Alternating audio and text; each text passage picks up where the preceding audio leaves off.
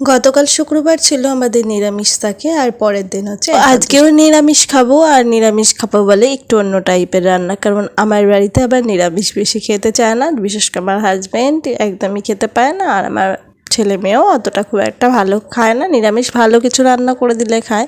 যাই হোক, সকাল থেকে খুবই ব্যস্ত ছিল। আজকে যেহেতু পেটিএম ছিল ওদের স্কুলে, তো সেই জন্য যাওয়া হয়েছিল, ওদের ইউনিট টেস্টের রেজাল্ট দিয়েছে, তো সেই জন্য একটু তাড়াতাড়ি দুজনের আলাদা টাইম, দুজনের আলাদা মিটিং, তো সে আমার বর রয়েছে ওখানে আর আমি চলে আসলাম, এসে দুপুরের রান্নাটা বসিয়ে দিলাম। আর আজকে রান্না করব একটু ফ্রাইড রাইস করবো, আর একটু আলুর দম কষা আর পনিরের বল বানিয়ে একটুখানি কারি করে নেবো, ব্যাস এইটুকুই রান্না, আর কিছু সেরকম হবে না। তো এটা করতে আর আমসত্ত্ব খেজুরের চাটনি করবো, তো এটা করতেই অনেকটা টাইম লেগে যায়।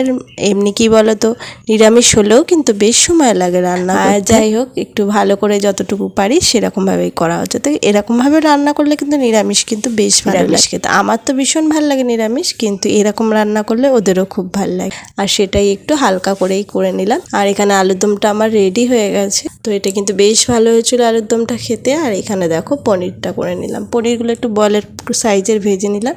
এবার কাজু কিশমিশ দিয়ে আর একটুখানি পেস্ট বানিয়ে নিয়েছিলাম, ওটাই দিয়ে তোমার একটু নাড়াচাড়া দিয়ে বলগুলো দিতাম। আর এই কড়াইতে একটু তাড়াতাড়ির জন্য ফ্রাইড রাইসের সবজিগুলো ভেজে নিলাম। তাড়াহুড়োর সময় যেন দুটো কড়াই বসিয়ে দিলেই বেশ ভালো হয়, কারণ সেক্ষেত্রে হয়তো তাড়াতাড়ি হয়ে যায়, আমার তো মনে হয়। আর তাড়াহুড়োর সময় আমি দুটো কড়াই নিয়েই রান্নাটা করে ফেলি। তো যাই হোক, দিনটা এভাবে কেটে গেল, রেজাল্ট কিন্তু ভালোই হয়েছে ওদের, আর সেই জন্য আরও বেশি ভালো। বাড়িতে এসে একটু ভালো মন্দ রান্না করে এই জন্য ওদের খাইয়ে দিলাম, ওদেরও মনটা খুশি হয়ে গেল। চলো আজকের মতন ব্লগটা রাখি। চলো আজকের ব্লগটা তোমাদের কেমন লাগলো কমেন্টে কিন্তু জানিও, আর পরবর্তী ব্লগ দেখার জন্য কিন্তু চ্যানেলটাকে ফলো করতে ভুলো না। নেক্সট একটা ব্লগে তোমাদের জন্য আবারও দেখা হচ্ছে, ততক্ষণের জন্য টাটা।